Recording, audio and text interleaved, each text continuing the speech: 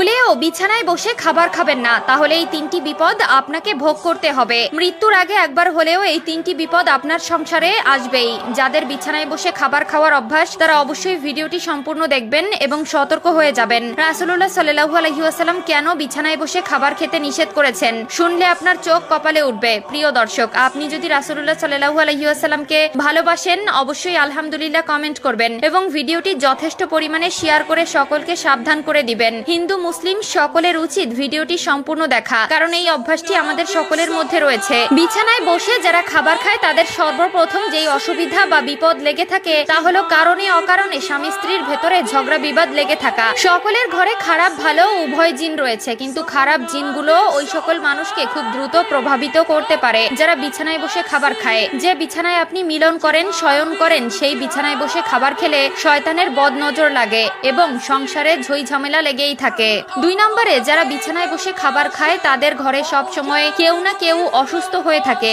আগেই বলেছি, যে বিছানায় আপনি মিলন করেন, যে বিছানায় আপনি বিশ্রাম করেন, সেই বিছানায় যদি খাবার খান তাহলে শয়তানের বদনজর আপনার ও আপনার পরিবারের সদস্যদের উপরে পড়ে, যার কারণে সংসার থেকে রহমত উঠে যায় এবং সব সময় অসুখ বিসুখ লেগেই থাকে। যাদের বিছানায় বসে খাবার খাওয়ার অভ্যাস রয়েছে তারা অবশ্যই এই বিষয়টি ত্যাগ করবেন। আমার জন্য নয়, আপনার ও আপনার পরিবারের ভালোর জন্যই বললাম। মানবেন কি মানবেন না সেটা একমাত্র আপনার একান্ত ব্যক্তিগত বিষয়। যারা বিছানায় বসে খাবার খায় তাদের সংসারে ঘন ঘন ঝগড়া বিবাদ হতেই থাকে। কোনো কারণে বা অকারণে ছোট ছোট বিষয় নিয়ে খারাপ পরিস্থিতি সৃষ্টি হয়। 3 নম্বরে যারা বিছানায় বসে খাবার খায় তাদের বাসায় যতই টাকা আসুক না কেন সেই টাকার বরকত হয় না। তাদের টাকা কোথাও না কোথাও বাড়তি খরচ হয়ে যেতে থাকে।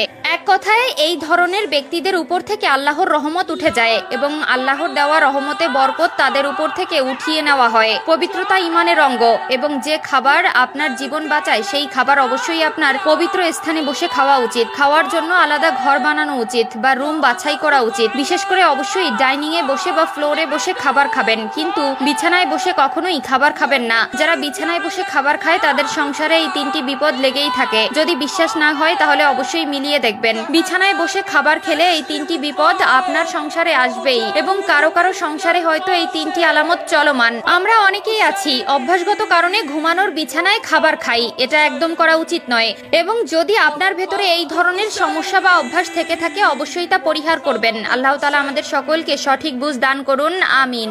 বেশি কথা না বলে আপনাদের জানিয়ে দেব নারীদের কোন 3টি ভুল তার সংসার ভাঙার মূল কারিগর। 1 নম্বরে হচ্ছে অতিরিক্ত জেদ। প্রিয় দর্শক, অবশ্যই আপনারা মিলিয়ে নেবেন, প্রত্যেকটি ডিভোর্সের পেছনে একটি সমস্যা থাকে। নারীদের অতিরিক্ত জেদের কারণে 10টি সংসারের মধ্যে 9টি সংসার ভেঙে যায়। 2 নম্বরে যে ভুলটি মেয়েরা সবসময় করে থাকে সেটি হলো স্বামীর সাথে তর্ক করা। 3 নম্বর কারণটি হলো বাবার বাড়ির কুপরামর্শ।